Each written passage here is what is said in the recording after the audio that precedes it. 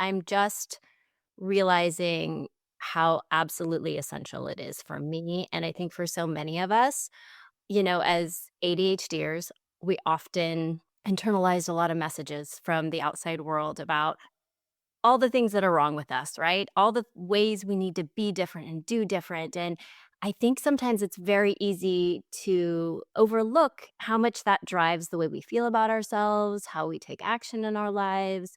And it's really this space of sort of stepping back and giving ourselves what we didn't get as kids and becoming that loving voice and shifting the narrative of being that sturdy, solid parent, adult, in our life that we needed as kids so that we can start living, creating, and being from a place that's solid and loving and our true selves, really. Welcome to Successful with ADHD. I'm Brooke Schnittman. Let's get started. Hey everyone, welcome back to another episode of Successful with ADHD. Today I have Melissa Jackson, who's a neurodiversity advocate and reparenting coach for ADHD moms.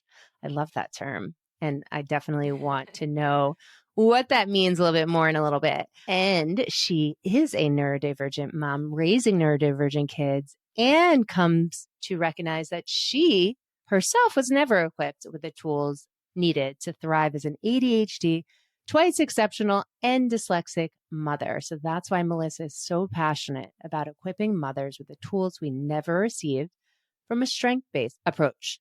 She's the host of the Reframing Neurodiversity Podcast, which I was lucky enough to be on as well, and provides a community for ADHD moms raising neurodivergent kids on Substack. Melissa, what does reparenting mean? Yeah. It is something that I have personally come full circle to in my life, and I'm just realizing how absolutely essential it is for me. And I think for so many of us, as ADHDers, we often internalize a lot of messages from the outside world about all the things that are wrong with us, right? All the ways we need to be different and do different. And I think sometimes it's very easy to overlook how much that drives the way we feel about ourselves, how we take action in our lives. And it's really this space of sort of stepping back and giving ourselves what we didn't get as kids and becoming that loving voice and shifting the narrative of being that sturdy, solid parent, adult, in our life that we needed as kids so that we can start living, creating, and being from a place that's solid and loving and our true selves, really. So that's kind of it in a nutshell. And I think it's something that whether you have ADHD or not, we all benefit from kind of taking that distance to give ourselves what maybe we didn't get. How do we know if we need reparenting, or are you thinking that pretty much everyone needs some sort of awareness of when their parents are speaking their own language, right? And Yeah. you're not coming from your own core values and identity. So I know that's a Yeah. loaded question.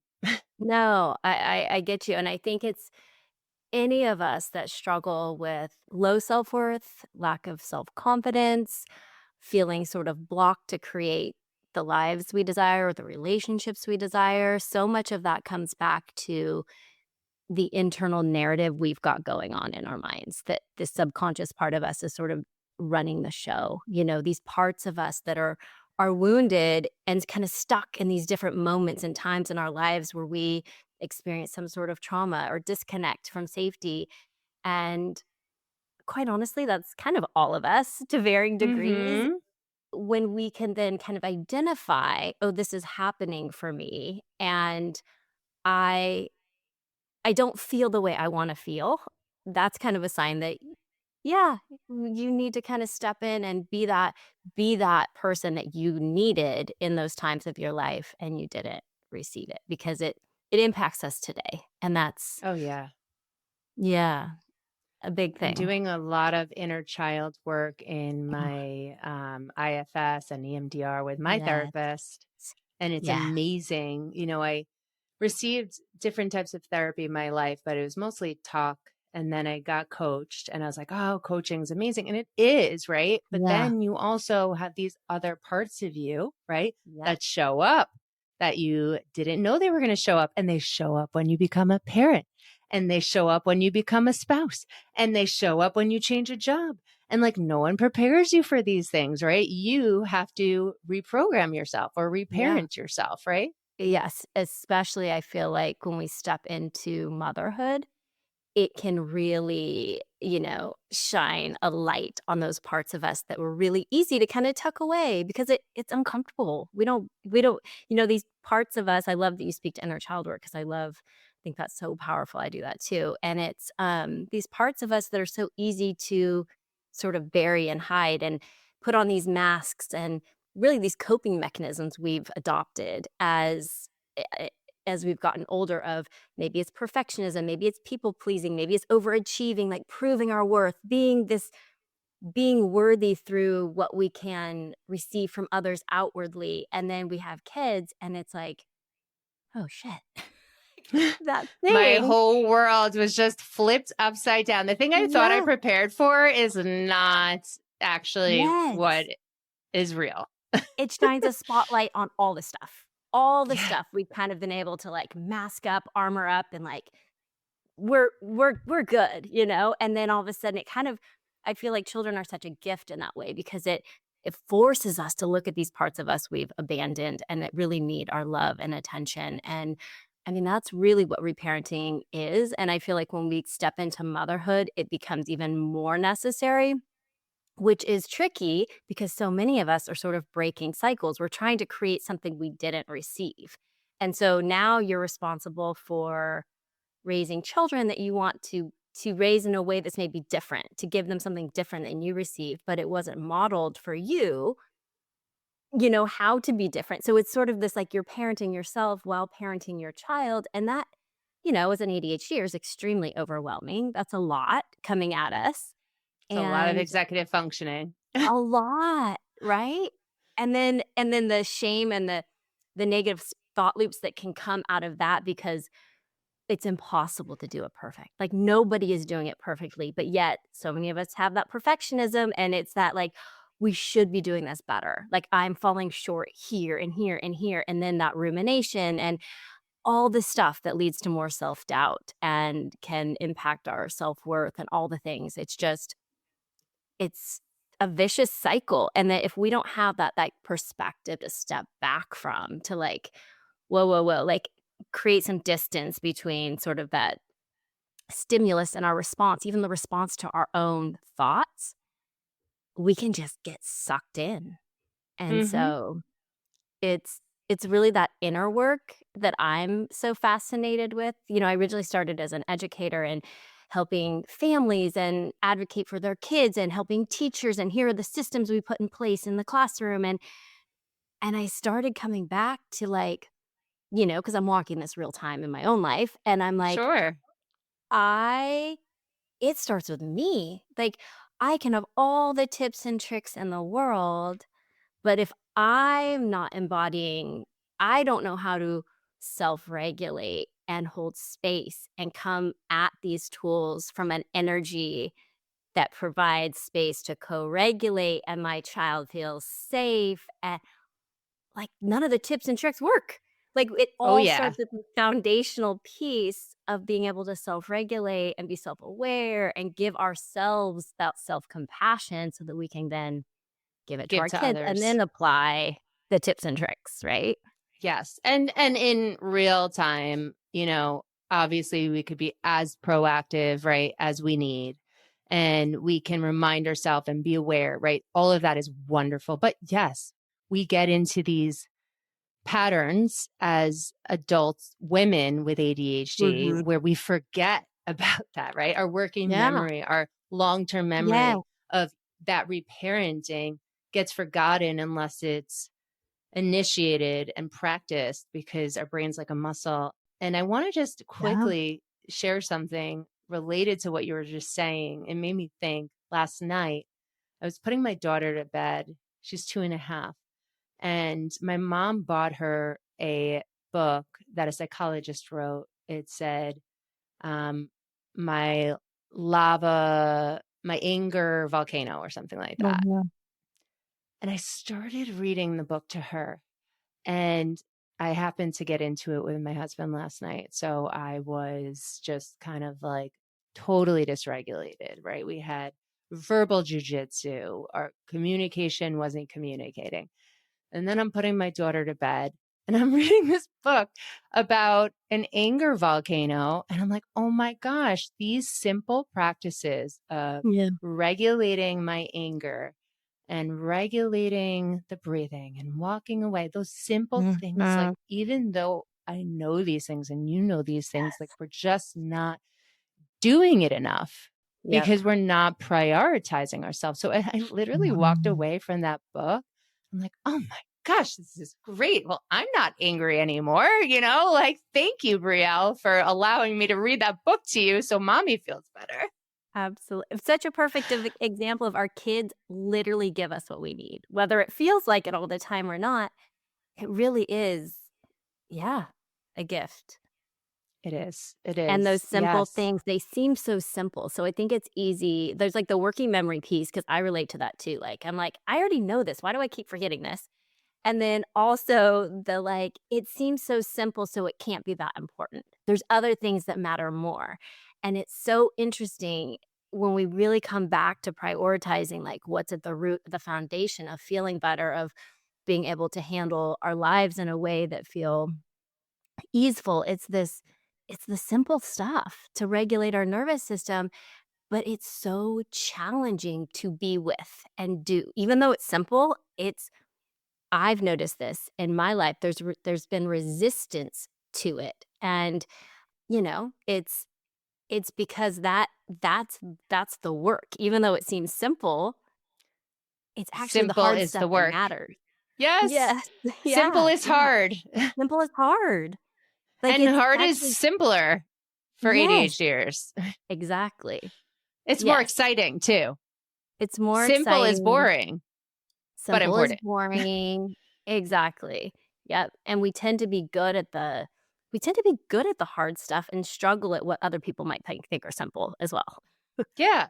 Yeah. We're Yeah. really good at the hard stuff, and the simple stuff, we're like, I don't need to prioritize this because I already know it. And that doesn't matter. This hard stuff is what I need to focus on. But in Mhm. reality, you need someone like you to be like, wait a second, because Yeah, you're not focusing on these things and you're not reparenting yourself, these hard stuff are going to be even harder, and you're not going to be consistent with it, and you're going to be ex dysregulated, and you're going to be emotional, and you're going to be angry, mhm. and you're going to not be the person you want to show up as day after day. Exactly. Deb Dana has a quote that says, like, "We do the work when we don't need it, so it's there for us when we do," like, referring to the nervous system work, and I think that's so beautiful because I tend to, like, when I'm good and I'm flowing, it's like, it's so easy to be like, "I don't need the work. I don't need to, you know, to apply my self-regulation practices or build up this resilience within my nervous system to hold more space because I'm good." But it's actually that's when we build up our reserves so that when we bump up against those things like argument with our spouse or the unexpected bad news at work or our kid having a meltdown, we've got that reserve and we've got the tools in our toolkit to like, oh, I know how to handle this. I know how to bring myself back. I know how to create the distance between this trigger and this response within me and to find a space within myself where I can show up in a way that I feel good about with whoever I'm in an interaction with, even if it's just with myself. Yeah. Yeah. Yeah. We all have the choices in that moment. And typically, when we're emotionally dysregulated, our executive functions don't work and our No. amygdala is just firing extra hard. We know that our amygdala fires with ADHD, but then it's Yeah. like literally the only thing that's firing when we're Yeah. triggered. So we're Totally. not thinking rationally, and it has to be easy for us to remember, like, oh, wait, I can pause, or I do have the tools, right? You had those tools that Dana was mentioning, you practice when you Yeah. don't need them. Right. How are you using them as a mom with ADHD and Mhm. having kids with ADHD? Yeah. Well, one, I'm honest about, like, when I'm feeling something, I try to speak it out. Like, say I walk in the door and I'm flooded because everybody needs me. Like, I've gotten better about self-advocating and like, "Hey, I'm gonna go take a walk and I'll be back because I'm feeling overwhelmed and I wanna show up in a way that's different." I think, like, honoring our needs in that way and even speaking them out is super valuable, and then knowing what are the things that work for us because all of our nervous systems are different. So what works for me might not be the best thing for you. So that's why it's like playing with things when we don't need it so that when we do need it, we have our go-tos and it's an easy, hack in the moment. So for me, like getting outside, having fresh air is always super grounding. Sometimes you don't have that space. So you're in the car, your kid's screaming, you're about to sit down at a meeting, like you've got these demands. And so I like to give moms and all humans really tools they can use in the moment. Within my community, I help families find their emotional regulation like toolkit, I call it. So their go-tos of practices that they can use in those moments. For me, some of my favorites are like havening. It's like where you basically just bring awareness to like the hand that's like touching your hand, and then you alternate your awareness to like the hand or the arm that is being touched. And like that, Mm. like little things like this just bring you into your body. Like if you are imagining what it feels like to be the hand that's touching your hand,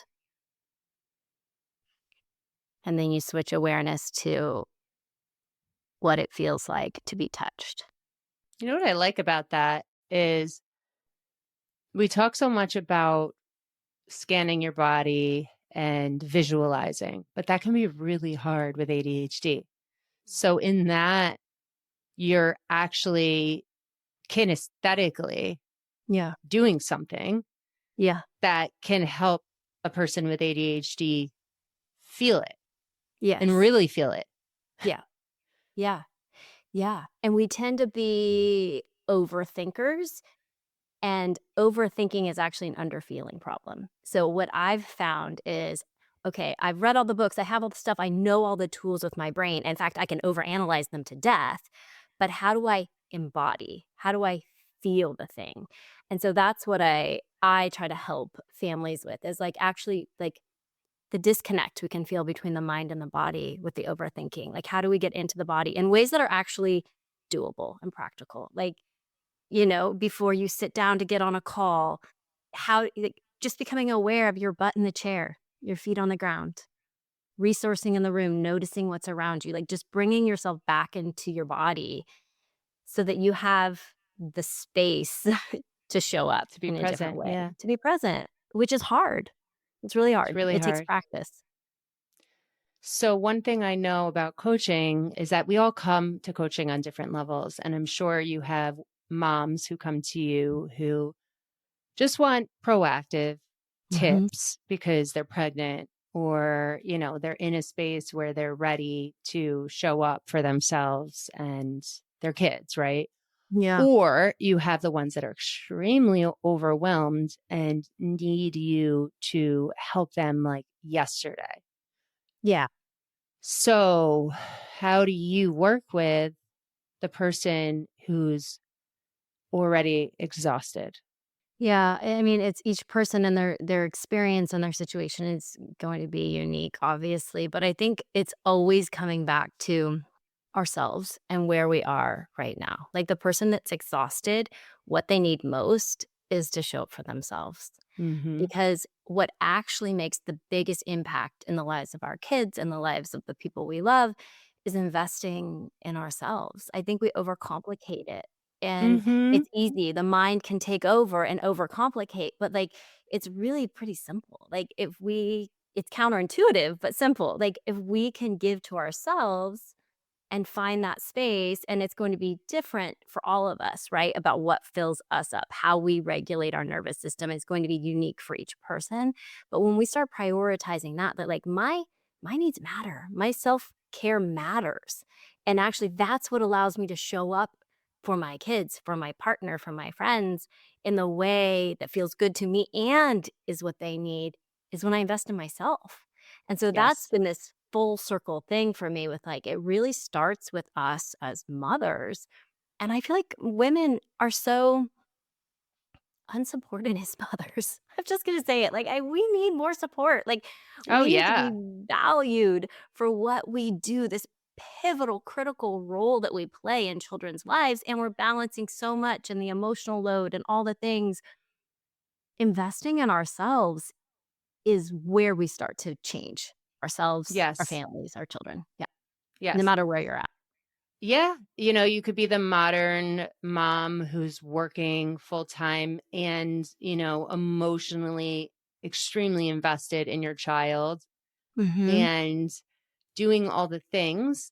And then you literally have no time for yourself, right? So then Yeah. it trickles over to your kids, or you could be a stay at home who is putting all of your energy also into your Yeah. child, and you're not prioritizing yourself and being around other adults who can support you. So it's hard. It's hard. And we put so much pressure on ourselves. And I'm sure you see big differences if you work with men also, with a level of shame that comes in from a mom compared to a dad. It's just different types of shame, right? Yeah. It is. I primarily work with women because that's my wheelhouse. That's what I know. That's who I feel like I'm walking it too. So it's like, let's do this together. Yes. Um, but it's for both, obviously. How do you think the hormones play into all of this as well? I'm sure, the Mhm. tools that might work for a mom Mhm.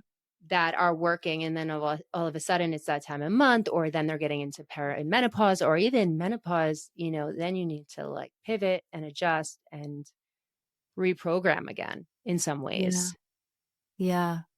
No, it's always changing and evolving. And I think what stays consistent is it always comes back to our relationship with ourself. So whether, yeah, you're a young mom or you're an older mother going through menopause and the hormones are changing, it's like, how do we relate to those changes within our body? How do we relate to these things that are coming up for us? And that's when we have the tools to reparent, to rewire the thoughts, to create space in our nervous system to be with what's going to come up. Because life is always going to throw curveballs. We're not meant to stay regulated all the time. It's like, I think that's a misconception too, that another pressure that we can put on ourselves, like I'm doing something wrong if I'm feeling uncomfortable, if I'm feeling overwhelmed, if I'm feeling dysregulated. And it's actually like the nervous system is intended to go in and out of these different states. We're intended to have challenges in our life that are going to feel uncomfortable. We're not doing anything wrong.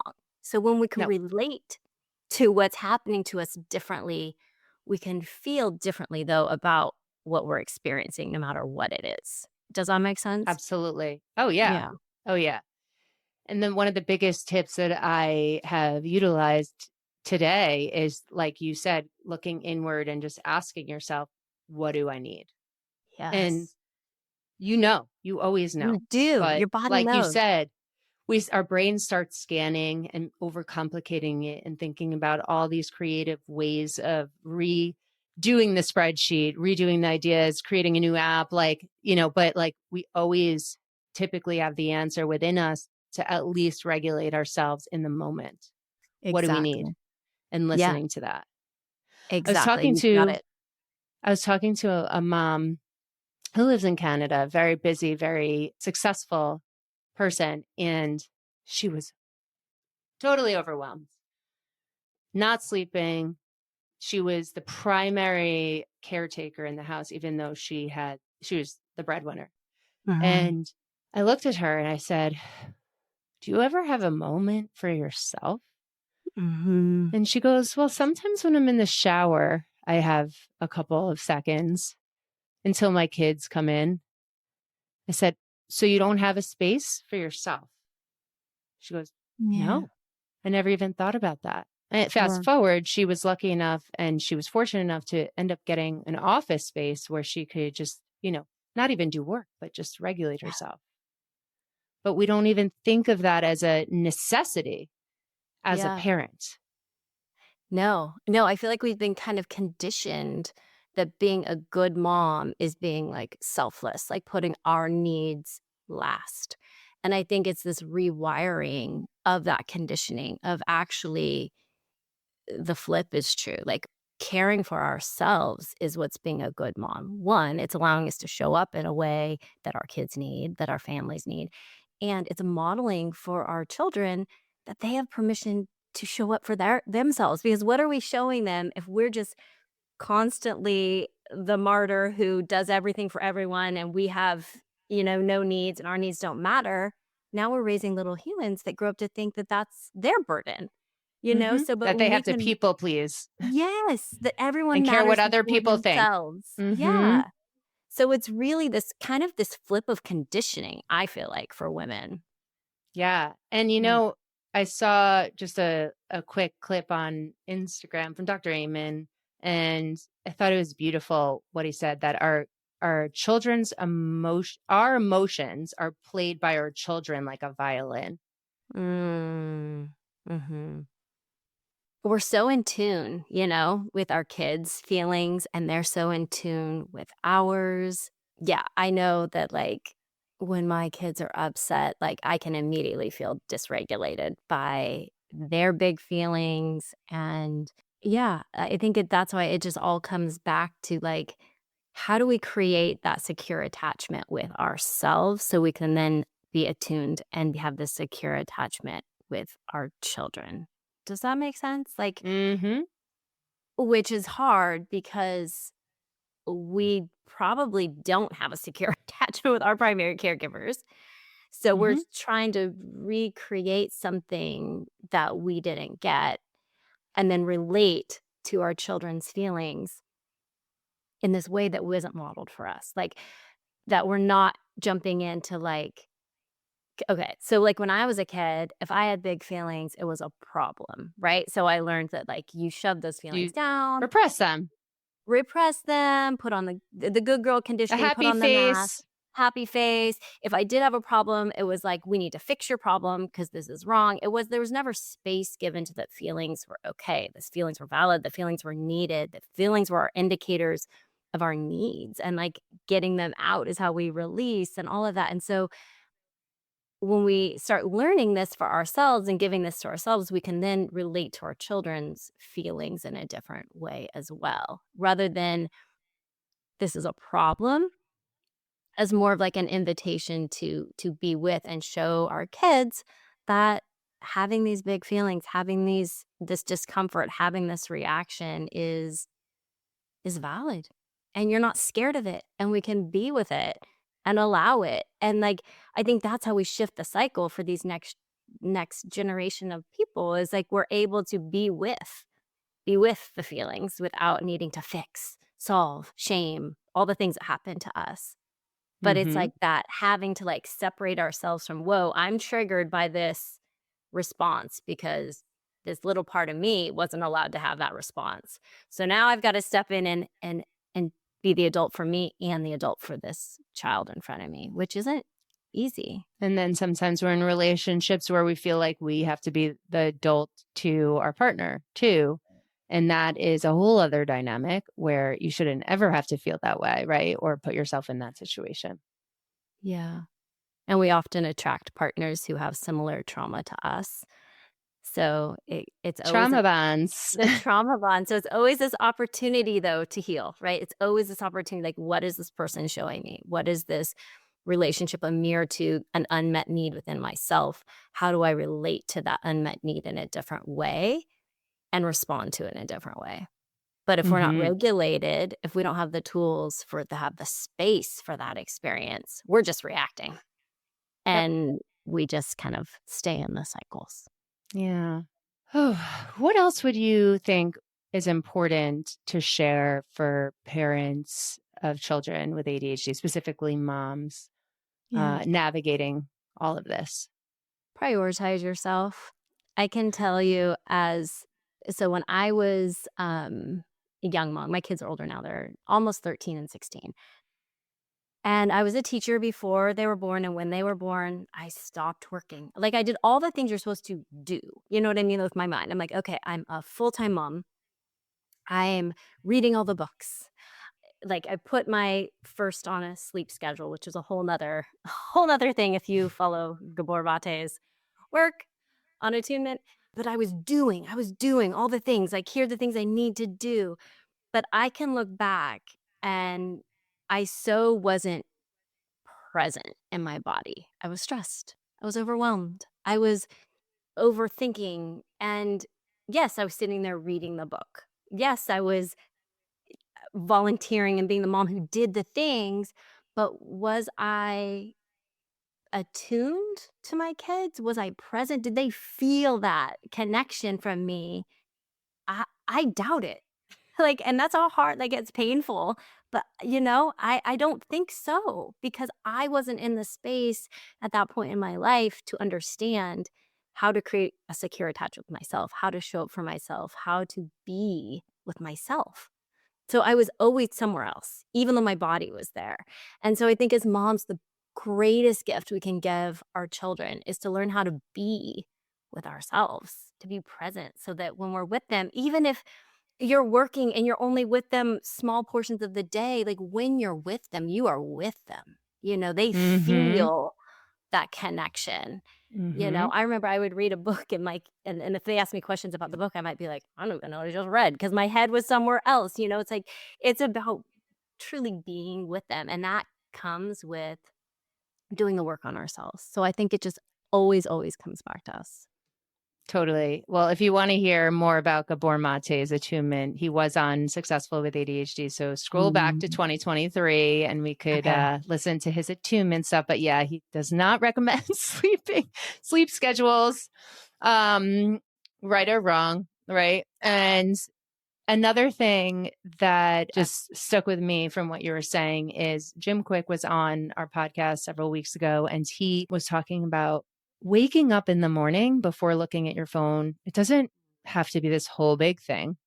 It could be like 10 seconds, right? And just thinking about what you want to be intentional about professionally and personally.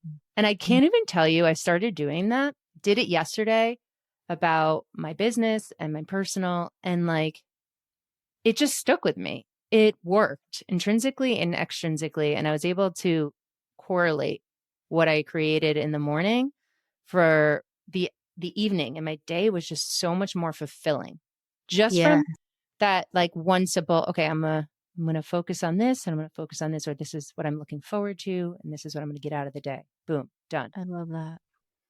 I love that you share that because that's how simple it gets to be. Again, coming back to the simplicity, it's like we don't have to have 20 minutes to meditate. It's like those little moments, those little choices. That's an act of self-care. That choice you made to be like, I'm going to give myself some space before I look at my phone, to be with myself, to set an intention for how I want to feel, how I want this day to unfold. Like, that is it. Like, that's the work. It's like finding those little ways to give that to ourselves in whatever ways works for your lifestyle. Totally. Well, thank you so much for being here. I know that this message is going to go wide, especially with all the women listening here on Successful with ADHD. Melissa, where can people find you if they want to learn more about you or get help from you or even receive some free tips? Yeah, for sure. So I'm on Instagram, neurodiversity_advocate. You can find me there.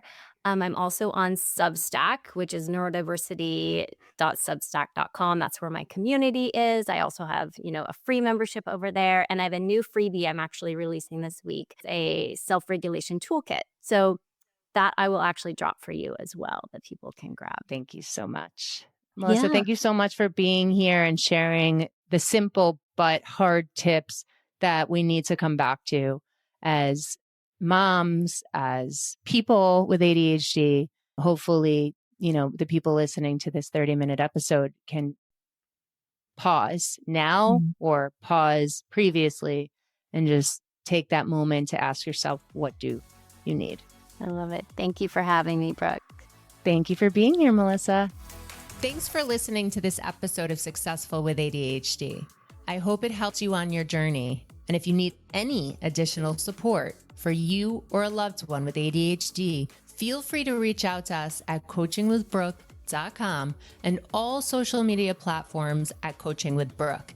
And remember, it's Brooke with an E. Thanks again for listening. See you next time.